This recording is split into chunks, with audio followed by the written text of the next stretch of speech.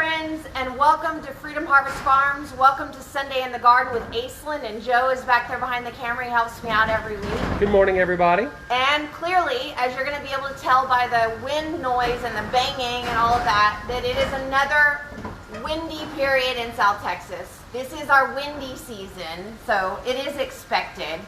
And we're seeing another 4 days of it, it looks like. 4 days in a row of wind. That's pretty hard on our gardens and our plants. So I will continue to keep asking you guys to keep rain in your thoughts. Now, right at the very top of this, before we get really going on talking about kind of some small bed garden preview, I want to ask you to share this live stream right now. Share it and then comment shared. And when you do that, as we see more of that coming in, we're going to be doing a drawing.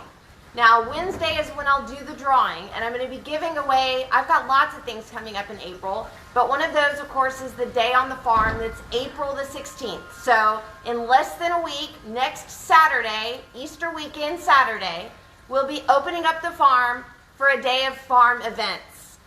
There is an entry fee, and it's $44, but I want you to have a chance to win free entry. So be sure to share this live, and then comment share down below. And with $44, you can bring like your entire carload. Exactly. It's a full carload. So entry fee, $44, fill your car up, bring your whole family. And throughout the day, there's going to be plenty of things to do. There's going to be plenty of opportunities to relax on the farm, see the animals, take pictures of the birds, get your binoculars out so you can see different kinds of birds, take pictures of the animals. There's lots and lots of things to take pictures of here out of the farm. As a matter of fact, I'm going to show you around just a second here in the back at some of the beautiful flowers and the small bed gardening that we're doing. But because of the wind, we're going to chat here for a minute. But my daughter is actually graduating from high school in about a month, and so she's going to be doing her senior pictures here today. So these are the types of things that you would be able to do even here at the farm on April the 16th. Now, in addition to that, we're also going to be doing a plowman's lunch. The best thing to compare that to is a charcuterie lunch. Or if you look up plowman's lunch, you're going to find that it is a traditional English meal that was put together in the morning that the plowmen that were working out in the field would take with them during lunch during the heavy harvest season or the heavy planting season. That way they didn't have to come back to the farmhouse for lunch. They just had their lunch wrapped up for them. So we're talking about things like whole boiled eggs, charcuterie meat, breads, fresh vegetables and fruits. Those are the types of things we'll be serving at lunchtime. There is a cost for that. I'm hoping to be able to give some of those away maybe on Wednesday. We're also going to be doing that small bed gardening class. Now, the small bed gardening class, I'm going to talk to you a little bit more in a second, but lastly on the list of things, those tours, of course, the small bed gardening class, the plowman's lunch. Don't forget to share this live right now and comment share below to get a chance to win some of these things. We're also going to be doing a goat roast out here. My friend Robert Chan, who is kicking off and really invigorating his new business, Global Dinner Table, is going to be doing a goat roast out here. He's also going to be using some of the sweet potatoes that we've grown out here on the farm. We're going to be using some of the greens to make a takeaway goat roast dinner at the end of the day. So wrap the whole day up by grabbing a meal and finding a place to chill out and grab some goat roast dinner, or you could just take it on home and finish the day off at home. So the thing that I need you to do is to share this live right now. You can even share it after it's done, even if you just comment below that you have shared it so that I know that you've done that. And throughout the week up to Wednesday when we do the drawings, anything you do to help me share this event, that'll give you some entries into the drawing we do on Wednesday. Yeah, Joe, you got some questions? Well, I was just going to say the Day on the Farm would be a perfect thing that you and I, if we weren't involved in it here, would take our family to. Yes. I think you said you're going to be doing a tour in the morning, a tour in the afternoon. Yep. On that tour, anyone that has ever been interested in starting some backyard chickens or chickens on their land, backyard chickens, during the chicken portion of the tour, I am going to be there to, A, show you what we do. Yep. How we feed, how we collect eggs. I'll hold off on collecting the eggs so that you can help me. But then we're We're going to have all great information about the backyard chickens going on. Joe's going to be doing that I'm looking forward to that us. part because I always like giving that information out to people. So if you're wanting to learn some things about your coop, or if you're wanting to get started with a coop, that's a great thing that you would learn out here on the farm day. In addition to that, now look around at this amazing pavilion that we have here. I don't know that we've ever actually done the live inside the pavilion on a Sunday morning. But this is where we do our farm-to-table dinners. This is where we do our long lunch club. This is where we do our private crawfish boils and all of those kinds of things. And it's going to be set up comfortable for us to do the small bed garden class. It's also going to be comfortable and set up for you to grab your plowman's lunch. Now, here's the deal. If you're going to be coming out and you're bringing a carload of people and you're going to be paying $44, and the plowman's lunch isn't something you can buy for every single person in your car. Maybe you pick up a couple of plowman's lunches and then you bring some of your own picnic dishes, things to go with it. Bring yourself a couple of chairs. Maybe bring yourself an umbrella or whatever will make you comfortable, and then get settled somewhere, maybe inside the pavilion, maybe out in some of the other areas here at the farm, and just have a picnic lunch, bringing in some of the things that are coming off the plowman's supper. Now, that's an option. Now, something else I definitely want to make sure and show you guys.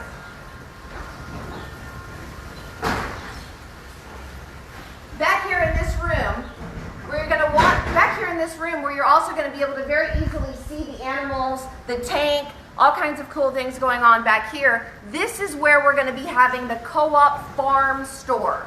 So a lot of my friends that are farmers that have vegetables, bread, meat, eggs, all of these types of things will be set up in this room for you to do a little bit of shopping as well. So there's lots of things going on here out at the farm, but I don't want to forget to talk to you about the small bed garden class. Now that's going to be hosted here in the pavilion. We are actually going to plant a flower because I spend a lot of time talking about the big picture, the homestead. I work really hard to kind of zoom in and show you things that you might do in your backyard garden in small areas. But one of the things that I haven't specifically focused on is a small bed gardening class. And what is that? Is no matter where you are, whether you're on a small farm or whether you're in a small backyard or even whether you're on an apartment porch, these are places that you can create small beds, and I want to show you about different ways to do that. There's lots of small beds that we have going on here at Freedom Harvest Farms. But I want to show you about that. It's going to be $11 per person for that particular class, but we are going to be planting a plant for you to take home, and I'm going to spend a good amount of time really talking and showing you the small bed gardens. This is the point where we apologize for the wind noise, but it is so windy out today. So windy, and you probably heard crashing, and you probably heard all that. We're going to walk out into the wind. I'm going to show you a little bit about what I'm talking about with the small bed gardening. There's going to be so much more on April the 16th. It's worth your time to take the effort to bring a carload of friends and come out for this class. Maybe grab a plowman's lunch too. Yes, Joe? Just going to say, if anyone that shares it, I think you said, is yes. Share, and comment share below to get entered into a drawing we're going to do on Wednesday. Now look at this. Can you imagine what great photos you could grab for Easter photos out here? Isn't that a beautiful thing? And this is just one of the places that you can spread out and get comfortable on day on the farm. A great way to spend a Saturday with your family right before Easter Sunday. Okay, so this is some of the stuff I'm talking about. And if you take a glance around, this is actually my parents' back porch. They've been working on this back porch for several years now. And this is a very traditional style of pergola that I've grown up with lots of plants growing up on top of it. Nice shade cloths over areas back here in the back. Take a peek around the corner here. You can see small bed, kind of backyard, a landscaping that's occurring over here. A little cowboy pool, my dad likes to call it. We can pull our shoes off. A lot of cowboys would do this in the tank. They'd pull their boots off, throw their feet down in the water, and it cools you off real quick on a really hot summer day. So that's what we got our cowboy tank back there in the back. And then of course you've got these beautiful, what are these things called? Oh yeah, wisterias. We got these beautiful wisterias that come up every year. These actually have lived through the 2017 Hurricane Harvey hurricane, massively lived through it. So these are amazing plants to have. They have a gorgeous smell and they're beautiful. And these are just things you could do in a very simple, small garden area. Now, of course, these are nice height beds that are raised up so that you can actually stand and work on them. And within here, you are constantly working to maintain those annuals and the perennials as much as you can, reseeding things. Now, this is a snapdragon that we put in some dianthus. Both of these are edible. Pansies, also edible flowers. We've also got chrysanthemums that are continuing to maintain since October. The plant is still alive, and every once in a while you'll still see a pop open of flowers. Different types of flowers that we've learned about. Now, this bed is, this is one of those things when you're doing container gardening, and this type of bed would be very much considered container gardening. It's up off the ground. It's filled with a plastic bag. It holds water. So you have a responsibility here to make sure that you're watering these on a regular basis. We've got the onions. I also throw down seeds so you can see the marigolds that are coming back up again from season to season. I can pop in kind of older, late season plants, kale and things like that, just to kind of let them see what happens. This is a cauliflower that I actually already cut the head out of, but it's pretty. It's kind of a landscape pretty type of situation going on here. Now when you run across some big stuff, I throw out random seeds in here, but if I run across something I don't want in here, what I do in my raised bed area, in my small bed area, is just clip that little guy out and leave the root down inside there, because that helps to create some of that carbon material that I talk about on a weekly basis. But in your small bed, rather than in your big garden, it's much more challenging, so you want to work at that. Doing things too like to deadhead your flowers. We've talked a lot about flowers this last week because I want to make sure everyone understands the value of flowers in a diverse farm and garden situation. But you're trimming all of these, and what I like to do is actually just leave them down in the bed, especially in a raised bed. I mean, you can look around down here and you can see where I've thrown things down. Old marigolds, and then marigold seeds are coming back up again. We'll see basil that'll come back up again in these beds.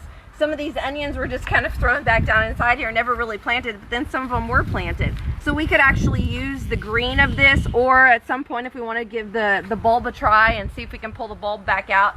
Broccoli that's floretting inside here, kale that we're keeping trimmed up, as the drought and the heat can actually make a lot of that stuff. The cilantro will bolt, we already know that. The lettuce is bolting, but also the kale and things like that start to get a little bit bitter. So that's what you're seeing over here. This is an old, an early planted, probably was planted in November or December lettuce that has now already begun to seed itself. So we're just gonna go ahead and let that seed, and then once it's completely dried out, I can just cut this whole plant off, and then I've got a bouquet of seeds. If I want to sprinkle some of those back down in, I can, or I can hold on to them until I'm ready to plant them in the next season. You can see things here where my sweet alyssum, white sweet alyssum, and then purple flowering sweet alyssum, they start to get really dried out and they start to reseed. They will reseed themselves very easily.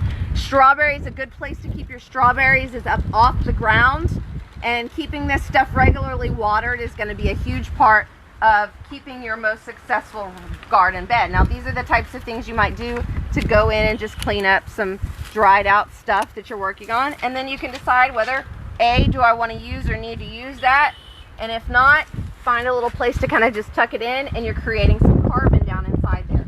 These are all the different types of things we're going to be talking about in the small bed, raised bed. Let's walk over here real quick, and as we do, take a glance this way so that you can see the entry point for the day of the farm, where you'll be parking, where it's easy to walk up. There's a restroom available for you right there, a very nice plumbed restroom with an air conditioner and everything like that. You'll be able to see the grapevines that are all starting to pop, all the fruit trees that are popping, and then we'll do some talking too also about some of the things that I do to just create small container areas up around and annual areas up around my own porches. That one actually has a pepper plant in it, but it's a hot pepper, so I don't want to mix it into my garden with my mild and my sweet peppers. So I put my ghost peppers and my Trinidad scorpion peppers and my all those super hot ones, you know what I'm talking about. I put those in my annuals up on the porches and kind of keep them tended that way. I can also harvest off of these edible pincushion flowers, the snapdragons. I've got bulbs that come up in these pots every year. This is a dianthus bulb. Sorry, not a dianthus bulb. I can't remember. My brain just went. Well, before you walk away from that area, yes. Tell me about your stone. Oh yes, a huge. I'm so glad you talked about this, because this is one of the things that I'm definitely going to be talking about in the preview to the small bed garden class. But a preview simply is, this is like a solar panel. And I'll tell you about why you would want to have it up on your porch and why you would want to have it in your small bed garden whenever we have that class on Saturday the 16th. Where did it come from? It came from Arkansas, and it is quartz crystal, basically. Mostly that one is kind of a smoky quartz with a little bit of crystal in it, but all of that crystal collects. You can see here's a piece of crystal. It's like a solar panel. You might be able to guess why I would put it in there.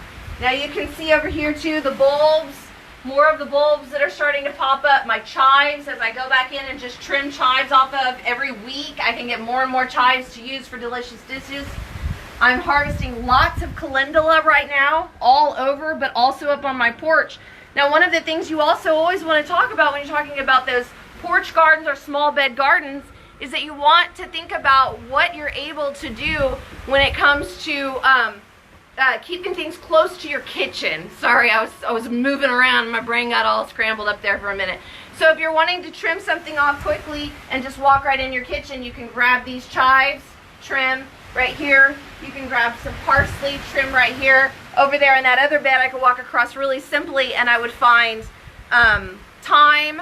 I can find some of those green onions, things like that, all things you would want to keep up close to your house in a small bed garden. That's really all I have for today. I really hope you guys will share this right now. Comment, share below. At any point, if you jump in on this, just say share, even if you didn't share it while it was live. That doesn't matter. I'm going to do a live drawing on Wednesday, and I'm going to be giving away free entry to the day on the farm, which is April the 16th. That's going to be an all-day event. You don't have to stay all day. You can come and go. I'm going to be giving away maybe a goat dinner, maybe a couple of plowman's lunches. I'm going to be giving away a flower arrangement that can be delivered over the next couple of weeks to your home. I'm going to be giving away some good prizes. So help me over the next few days promote the day on the farm. But join me. That's the most important part. Come out here and see the longhorns, the pigs, the dogs, the chickens, the gardens, the vineyards. See the birds that are flying through in April, and begin to understand a little bit more about like some of the dreams that you have, whether it's on your apartment porch of creating some beautiful small bed gardening, or whether you're looking to a big homestead that you want to create in your 1 acre or on your 10 acres. If someone leaves the day on the farm event without knowing exactly how to move forward getting backyard chickens, I will consider my portion a failure. You will leave with all the information that you need. If someone wanted to right now go ahead and pick up their admission, fill up their car, come on out, how do you find out how to do that? It's really quite simple, and of course I tell you all the time, it's easy to just DM me because I want to get you what you need. I can give you direct links to what you're looking for, but the most easiest comprehensive way to find out anything that you want to about me or the Day on the Farm event is to go to aislinncampbell.com. AISLYNN, aislinncampbell.com. And up at the top, you'll see a Day on the Farm. You can click on that button. That page gives you links to everything that's happening that day. Or click on the farm events and find out what all else is coming up, because I have April 23rd, I have another class coming up. April 20th, we have a long lunch coming up. May 6th, Dinner Table Talks is putting on a Dinner Table Talks salon. Shh, go check it out. Go ask us some questions. We'll see you all guys very, very soon. Have a wonderful week. And if I don't see you before next Sunday, happy Easter. I love you. Have a wonderful, wonderful week.